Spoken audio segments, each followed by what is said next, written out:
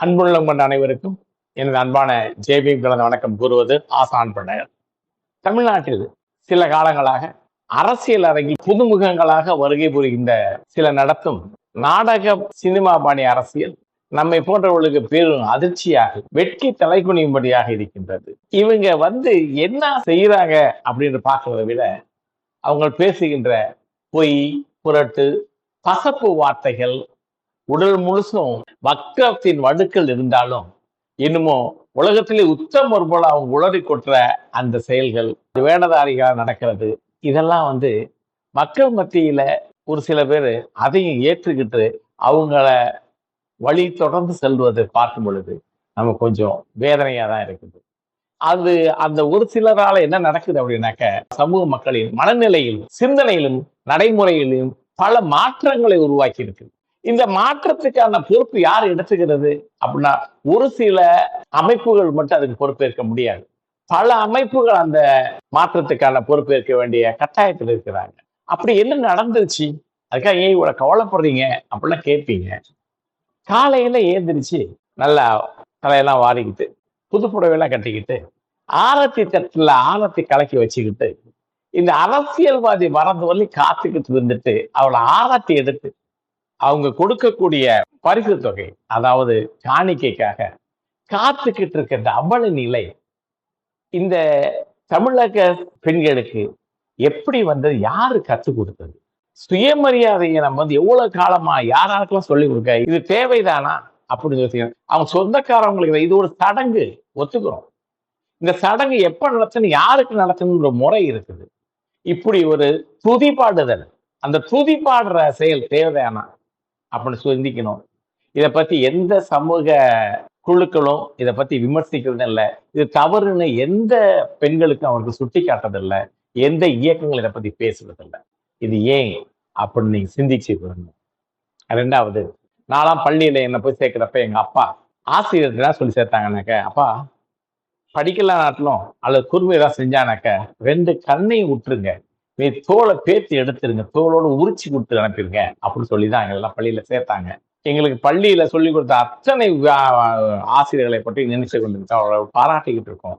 உதாரணமாக நான் படித்த அந்த திருச்சிராப்பள்ளி மாவட்டத்தில் இருக்க பொன்மலை பகுதியை சேர்ந்த அம்பியாபாத்த ஸ்கூல்ல 4ஆம் கிளாஸ் படிச்சிருப்பேன். எனக்கு ஒரு வாத்தியார் இருந்த ஜாய்ஸ் ஜெயராஜ், அந்த வாத்தியார் இன்றைய அளவு நாங்க பேசணும்னா ஏன்னாக்க, அவரு அந்த வேலையெல்லாம் செய்ய வேண்டியதில்லை. அவர் லைப்ரரியில இருந்து புஸ்தகமெல்லாம் எடுத்துக்கிட்டு எங்களுக்கு எல்லாத்தையும் கொடுத்து புத்தகங்களை படிக்க வச்சு அவரெல்லாம் இப்படி எங்களுக்கு அன்னைக்கு 6ஆம் கிளாஸ் 7ஆம் கிளாஸ்க்கு சொல்லிவிட்டார். அவ்வளவு சிரமப்பட்டு அவரால் செய்யணும் அவசியம் இல்லை. ஆனா இந்த ஒரு வாத்தியாரை பார்த்தாக்க அத்தனை பேரும் பின்ரா சைலண்ட் அப்படியே ஒடுங்கி இருக்கு. எவ்வளவு பெரிய பணக்காரராக இருந்தாலும், எவ்வளவு பெரிய ரவுடியா இருந்தாலும் அவங்க எல்லாமே அவர் வாத்தியார் இப்படி பார்த்தாருன்னா போதும் அப்படியே பம்புவாங்க. ஏன்? இந்த ஆசிரியர்கள் வச்சிருக்கிற மதிப்பு, அவர் தொழில் மேல அவர் வச்சிருக்கிற பாசம், அவர் நடந்துகிட்ட நடப்பு. அவர் 6ஆம் கிளாஸ் வாத்தியாராச்சு, அவர் 11th படிக்கலாம் அவங்களுக்கு கண்டுக்க வேணாம் நினைக்கல. இப்படி எல்லா பள்ளியிலும் எங்க சாமியார் ஸ்கூல் வந்த மைக்கேல், அவரை பத்தி நாங்க பேசாத நாட்களே இல்லை. இப்படி ஒவ்வொரு ஸ்கூல்லயும் அவங்கவுங்க வாத்தியார்களை பத்தி நிறைய பேர் நினைச்சுக்குவாங்க. இப்படி ஆசிரியர்களை தொண்டாற்றிய காலத்துல தான் ஒரு நல்ல ஒரு சமூகம் தமிழ்நாட்டுல தோன்றதுக்கு விழிப்புணர்ச்சி உள்ள சமூகம், சுயமரியாதை உள்ள சமூகம், நல்ல இன்னைக்கு இந்தியாவுல உலகத்திலேயே எந்த திக்கிலையும் பேர் எடுக்கக்கூடிய ஒரு சமூகமாக மாறதுக்கு காரணத்தை அடியை தட்டை போட்டவங்கலாம் அவங்க தான், நாங்க தான்.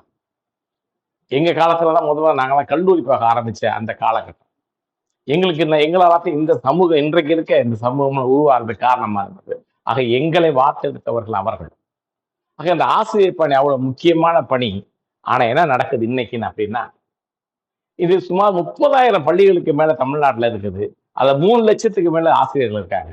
எங்க ஒரு இடத்துல தவறு நடக்காம இருக்க முடியாது. எல்லா தவறுகளும் எந்த ஆசிரியர்கள் எல்லாருமே புனித பூமியில எல்லாமே யோகியர்கள் சொல்றது தவிர 100% அவங்கள யோகியானா இருப்பாங்க அப்படின்றது தவறுகள், எல்லா வகையான தவறுகள் எல்லா இடத்துல நடக்கத்தான் செய்யும்.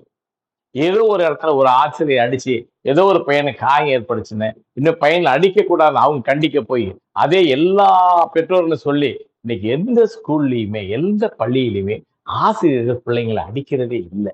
இது என்ன நடக்குதுன்னாக்க, சமூகத்துல மக்கள் சோசியலைசேஷன் சொல்லுவாங்க, சமூகமயமாக்குதல் சொல்லுவாங்க. இந்த சமூகமயமாக்குறதுக்கு முக்கியமான 3 இடங்கள் எதுனாக்க, ஒன்று பெற்றோர், இரண்டாவது பள்ளி, மூணாவது நண்பர்கள்.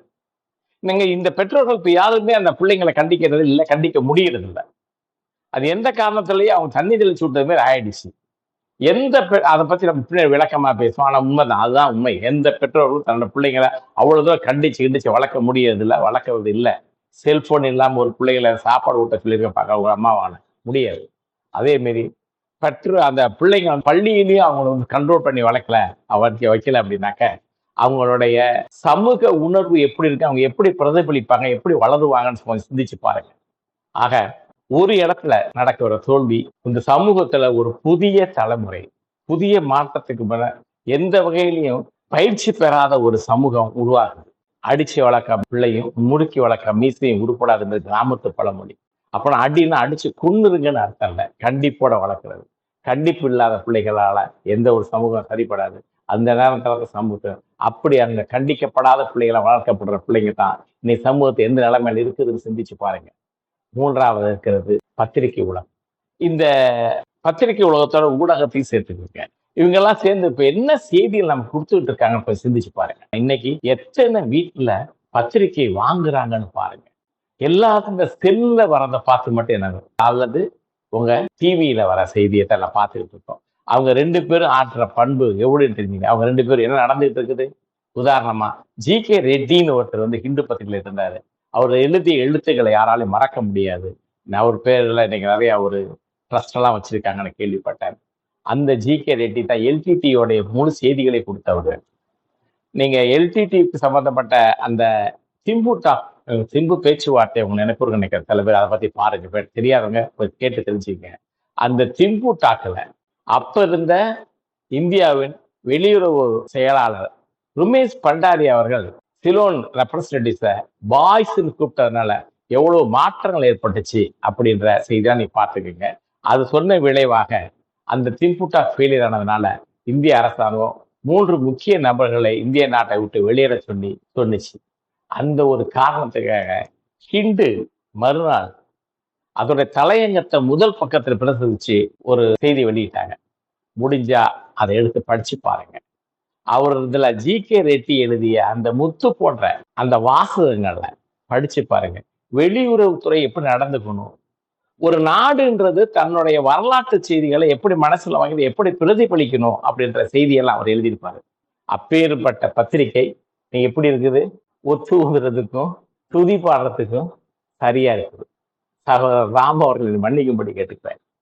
இதுதான் நிலைமை. இதே பெரிய இந்த ஹிந்துவே இப்படி இருக்குனாக்க நீங்க தினமணியையும் நம்ம இந்தியன் எக்ஸ்பிரஸையும் டைம்ஸ் ஆஃப் இந்தியா பத்தி நீங்க நினைச்சீங்க. இதுதான் அப்படி இருக்குனாக்க தமிழகத்துல ஒரு மாற்றத்தை உருவாக்கின பத்திரிகை தினதந்தி. ஆனா அந்த தினதந்தியோட நிலைமை யோசிச்சு பாருங்க. நம்ம வெக்கி தலைவர் அந்த ப்ரொஃபஷனல் எத்திக்ஸ் சொல்லுவாங்க. உங்களுக்கு இருக்கின்ற அந்த உணர்வு என்ன ஆச்சு?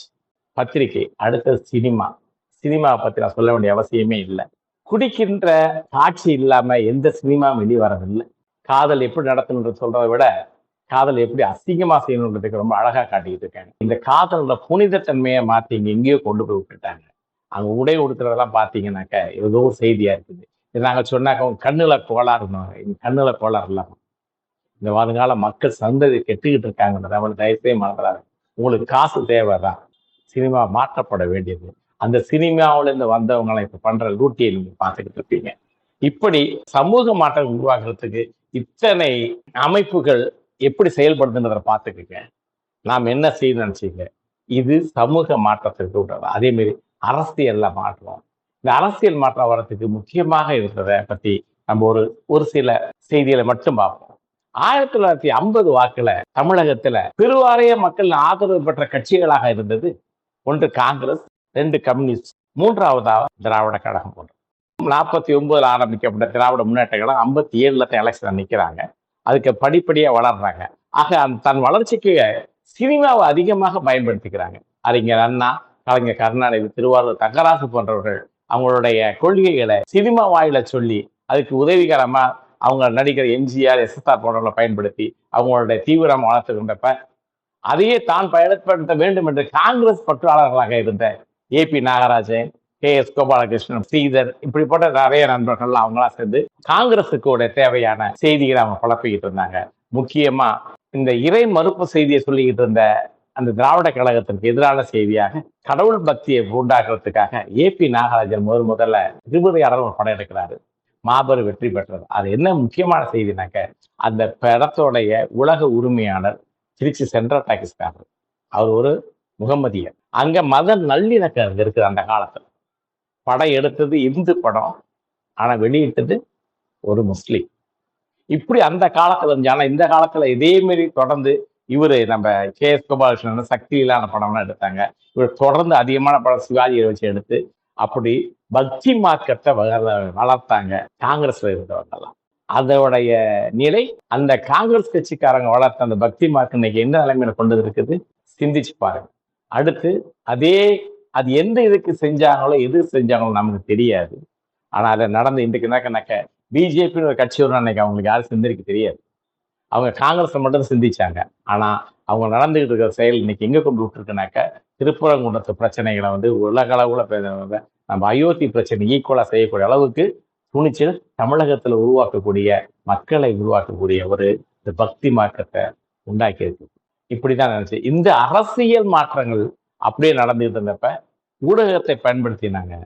அதே மாதிரி கம்யூனிஸ்ட் கட்சிக்கு பட்டுக்கோட்டை கல்யாண சுந்தரம் அவருடைய பிரச்சனைகளை அவங்களாம் சொல்லிட்டு இருந்து அப்படி செஞ்சுக்கிட்டு இருந்து வளர்த்துக்கிட்டு இருந்து அந்த காலகட்டங்கள் மாறி இப்படி மாறுறதுக்கு காரணமா இருந்த அந்த அரசியலுக்கு காரணம் பெரியார் தன்னுடைய திராவிட கழகத்தை அவருடைய சமூக தொண்டு ஆரம்பிக்கப்பட்ட காலத்துல பெரியார் நல்ல தலைவர்கள் அதான் லெப்டினன்ஸ் உருவாக்கினார்.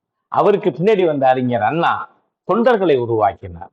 அதற்கு பின்னாடி வந்த கலைஞர் அந்த தொண்டர்களை நிலைநாட்டி கொண்டார். கழகத்திலிருந்து வெளியேறி சென்ற எம்ஜிஆர் ரசிகர்களை வைத்து கட்சி நடத்தினார். அதற்கு அவருக்கு பின் வந்த ஜெயலலிதா அம்மையார் அவர்கள் அடிமைகளை வச்சு நடத்தினார். ஆக இந்த மாற்றம் தொண்டர்கள் இருந்து ரசிகர்களா மாறி ரசிகர்கள் இருந்து அடிமைகளா மாற்றிய காரணத்தினால தமிழகத்துல இருந்த அரசியல் சிந்தனையின் மாற்றங்கள் மழுங்கல் நீக்கப்பட்டது. அது மாற்றப்பட்டது. இன்னைக்கு அது ஒரு சிந்தனை எங்க இருக்குது இப்ப இருக்க பிள்ளைங்க பேசி கேட்டீங்கன்னாக்க யாருக்குமே அதை பத்தி செய்தியே இல்லை, வரலாற்று செய்தியும் இல்லை. இன்னொன்னு எல்லாமே சொல்லுவாங்க 1967 அரசு மாற்றம் நடந்த திராவிட முன்னேற்ற வெற்றி மிக முக்கியமான காரணம் இந்தியாவுக்கு போராட்டம் சொல்லுவாங்க. அது ஒரு பகுதி தான். ஆனா முக்கியமா இருந்தது அப்ப இருந்த அரிசி பஞ்சம், அப்ப இருந்த பஞ்சம்.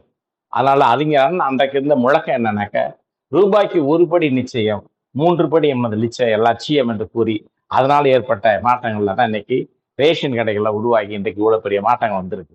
ஆக அந்த பஞ்சத்தை சரியா பயன்படுத்திக்கிட்டு அந்த மாற்றத்தை உருவாகினாங்க. அது சரியாக அந்த திட்டங்களை தீட்டி இன்னைக்கு செஞ்சுக்கிட்டாங்க. அதே மாதிரி குடிசை மாற்று வாரியம் என்ற ஒரு செய்தியெல்லாம் அவங்க சொல்லியிருக்காங்க. இது பேர் செய்திகள் நடந்துட்டு இருந்தப்ப மாற்றங்கள் வந்தப்ப இந்த நாளடைவுல அரசியல் மாற்றத்துல கடைசி காலகட்டத்துல எந்த அளவில் கொண்டு விட்டுருக்கு அப்படின்னாக்க, புது வரவா வந்திருக்க சினிமாவிலிருந்து வந்த அரசியல் தலைவர்களுக்கு ஒரு அறிவுரை சொல்ல வேண்டிய கட்டாயத்துல நம்ம இருக்கிறோம். அவங்களுக்கு எல்லாம் அம்பேத்கருடைய ஒரு பொன்மொழிகளை சொல்ல வேண்டிய கட்டாயத்துல இருக்கிறோம். அது A political party does not exist merely for the sake of winning election. A political party exists for the sake of educating, agitating and organizing the people. தேர்தலில் வெற்றி பெறுவதற்காக மட்டுமே ஒரு அரசியல் கட்சி இயங்க முடியாது. மக்களுக்கு விழிப்புணர்ச்சியூட்டி அவர்களை ஒழுங்குபடுத்தி செயலூக்கம் பெற செய்ய வேண்டும் என்பதற்காக தான் ஒரு அரசியல் கட்சி தோன்ற வேண்டும் அப்படின்னு அம்பேத்கர் சொல்றாரு. இந்த செய்தியை இப்ப புதுசா வந்திருக்கிற அரசியல் தலைவர்களுக்கு கூறி அரசியல் விழிப்புணர்ச்சி தோன்றியதற்கு எப்படி இப்ப எந்த நிலைமையில இருக்குதுன்னு சொல்றது மாற்று. அதுவும் இல்லாம சுதந்திரத்துக்கு பிற்பாடு இருக்கின்ற 3 ஜெனரேஷன்களை கையில் எடுத்துக்கிட்டு அதுல நடந்திருக்கின்ற மாற்றங்கள்ல இப்ப இருக்க மாற்றங்களுக்கு உண்டாகிறதுக்கான காரணங்களையும் நம்ம சரியா பார்க்க வேண்டியது இருக்குது. அதை நமது அடுத்த பதிவுல சொல்லுவோம் என்று கூறி உங்களிடம் விடைபெறுவது ஆசான் நண்பர்கள்.